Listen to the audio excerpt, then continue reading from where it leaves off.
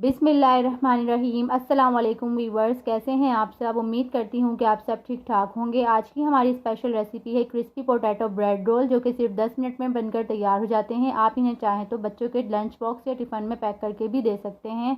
तो आए recipe start करते हैं।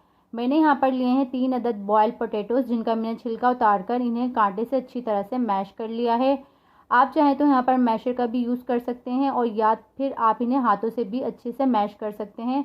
मगर याद रहे कि मैश करने के बाद आलू में कोई भी लम्स बाकी ना रहे, वरना रोल फट सकते हैं। तमाम आलू जब अच्छे से मैश हो जाएं तो आपने फिर इसमें तमाम स्पाइसेस ऐड कर देने हैं। स्पाइसेस में मैंने यहाँ पर लिया है 1/4 टीस्पून चाट मसाला पाउडर, और साथ ही मैं इसमें लूँगी हस्बे ज़ायका नमक।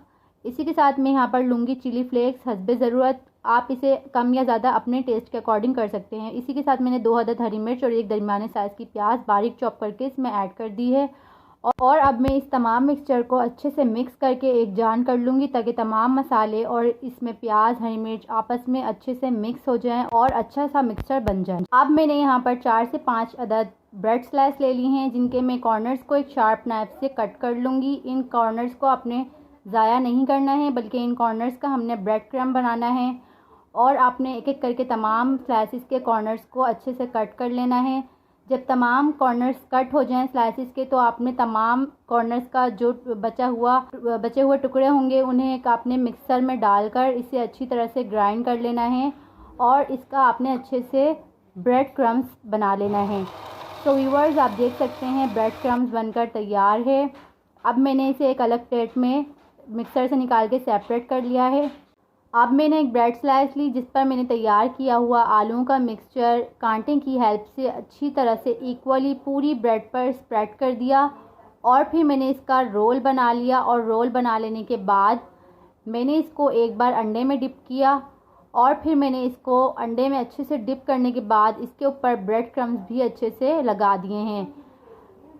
इसके बाद फिर आपने अगेन ब्रेड लेनी है। दोबारा इसी के ऊपर आपने आलूओं का मिक्सचर अच्छे से फैला लेना है, और फिर इसी तरह से वही तरीका रिपीट करते हुए जब आलू का मिक्सचर फैल जाए तो आपने इसका रोल बनाकर दोबारा इसको, अगर ब्रेड फट भी जाए तो आपने टेंशन नहीं लेनी, इसे हाथों से दबा दबा के इसे गोल कर लेना है और फिर इसे अंडे में डिप करके ब्रेड क्रम्स में अच्छी तरह से मिक्स कर लेना है। और यही तरीका रिपीट करते हुए आपने एक एक करके तमाम रोल तैयार कर लेने हैं।